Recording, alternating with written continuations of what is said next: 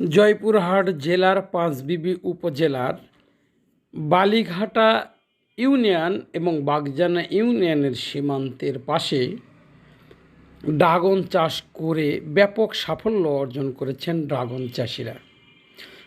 50 বিঘা জমির উপরে এই প্রজেক্ট তারা তৈরি করেছে। এই যে আপনারা দেখছেন যে এই ড্রাগন একবার খেলে আর অন্য ড্রাগন ভালো লাগবে না, কারণ সম্পূর্ণ প্রাকৃতিক এবং অর্গানিক পদ্ধতিতে এই ড্রাগন চাষ করা হয়েছে এবং পার্শ্ববর্তী বিভিন্ন জেলার লোকজন এখান থেকে ড্রাগন নিয়ে ব্যাপক ব্যবসা করছেন। এই যে দেখছেন, আমরা 2025 সালের শেষ দিন 31শে ডিসেম্বর এই ড্রাগনের প্রজেক্ট দেখতে যাই। রাত 10টার সময় যখন আমরা এই চাষের জমিতে গেলাম, তখন দেখি প্রতিটি লাইনের উপরে